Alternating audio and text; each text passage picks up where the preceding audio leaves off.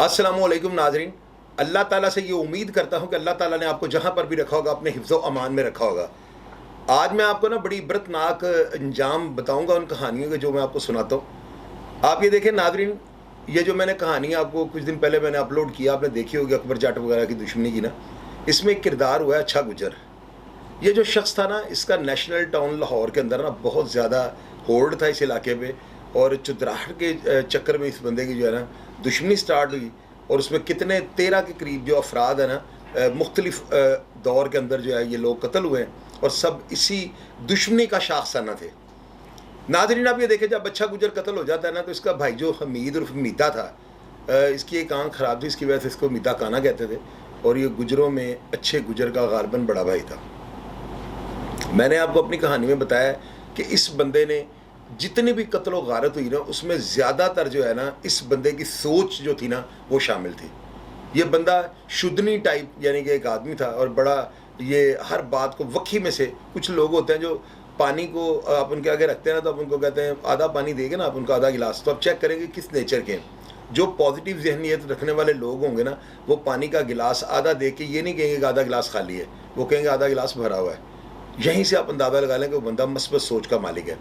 जबकि ये जो हमीद था ना, ये बड़ा मनफी सोच रखने वाला बंदा था, इंतशारी आदमी था। मैंने प्रोग्राम में आपको बड़ा वाज़ह तौर पे ये सारी बातों की निशानदेही की है। खैर नाज़रीन, अब ये देखें कि ये 13 अफराद कत्ल हो गए। इस हमीदे ने जो है कोट लखपत जेल के अंदर जो है ना कैद भी काटी। और मैं इस बंदे को देख के हैरान होता था कि ये बंदा कितनी कंजूसी के साथ, यानी कि इसने सरसों के तेल की बोतल भी ना वो छोटी सी रखी होनी, और हाथ को लगा के तो जिस्म पे बस वो इस तरह का, यानी कि ये शेख चिल्ली टाइप आदमी था। तो मैं इस बंदे को देख के हैरान होता था कि इतने इस बंदे ने जो है पैसे भी इसके पास होंगे, इतनी बड़ी इनकी दुश्मनी है। और दुश्मनदार लोगों के वतीरे जेलों के अंदर इस तरह के नहीं होते थे। ये लोग पैसे खर्चते थे। ये लोग जो है ना अपनी इज्जत और अपनी उस बका को और अपनी जो ताल्लुकात है उनको कायम दायम रखने के लिए लोगों में एक अपनी चुतराहट का जो है ना, क्योंकि बाहर से इन लोगों ने चुतराहट के चक्कर में कत्ल किया होता है, तो अंदर जाके ये लोग लेट डाउन नहीं होते। ये बड़े पैसे खर्चते थे, जिस वजह से दुश्मनदार लोगों के घरों की तबाही जल्दी हो जाती थी। खैर नाज़रीन, ये रिहा हो जाते हैं। काला भी इसका भाई गुज्जर, और वो गालबन से छोटा था, ये दोनों रिहा होते हैं। तो जब ये बाहर आते हैं तो यही ज़मीन और जायदाद जो है ना, हमीदे का बेटा कोई नहीं था, उसका एक बेटा था, वो कत्ल हो गया था। मैंने आपको बताया था उसके साथ उसका दोस्त बाला, जिनको लब्बा मोटी वगैरह और अकबर जाट वगैरह पे वो FIR दर्ज थी।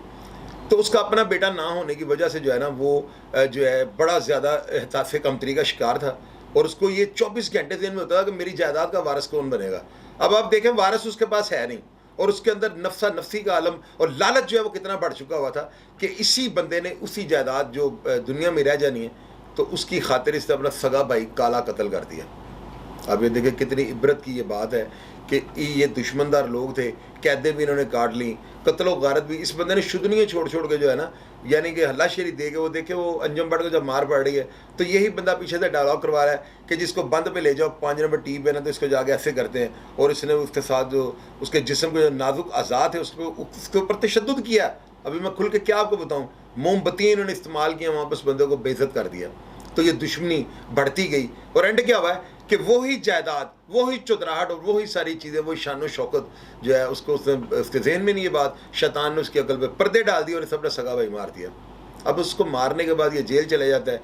जेल जाता है तो सुनने में है कि वहाँ जाकर भी बात नहीं आता। ये अपने दोस्तों को, अपने मिलने वालों को ये धमकियाँ उनके ज़रिए अपने मुखालफिन को, अपने भतीजों को देता है कि मैं तुम सबको कत्ल कर दूँगा, मौत के घाट उतार दूँगा, पैर भी छोड़ दो। तो एंड ये जेल के अंदर ही हार्ट अटैक से मर जाता है।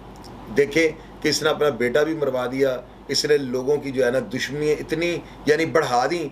लावे पहलवान को यानी कि अगर हकीकत में आप पूछे ना, तो उस बंदे को इस ट्रैक तक पहुंचाने वाला ये बंदा था। यही लोग थे जो उनको उनकी नौजवानी उम्र का जो है ना नाजायज़ फ़ायदा उठाते थे। और इसी तरह आप देखें कि नारोवाल के अंदर जो है ना, मैंने आपको प्रोग्राम किया था अजीज़ छाना और इरफान मलंगी का ना, ये 2 भाई थे। इन्होंने अगर कोई बंदा ये कहे कि नारोवाल की इन्होंने ईंट से ईंट नहीं बजाई, तो मैं इस बात को नहीं मानूंगा।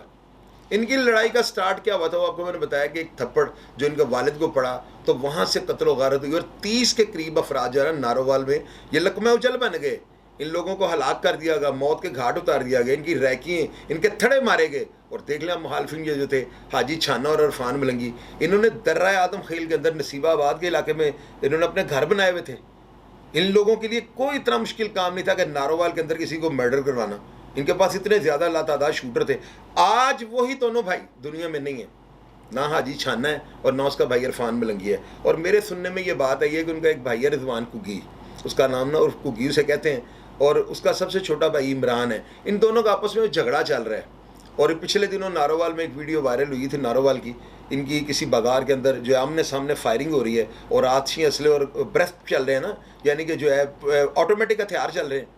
तो आप ये देखें कि वही ज़मीन, वही जायदाद और वही सारी चीज़ें जो इन लोगों ने मफरूरी के दौरान अपने, ये समझ लें, जगह टैक्स लेके या अपनी ताकत के जोर पे जो इन्होंने प्रॉपर्टीज़ बनाई हैं, आज वो दोनों भाई जिन्होंने बनाई थी वो दुनिया में नहीं है, और जो भाई दुनिया में वापस में लड़ रहे हैं।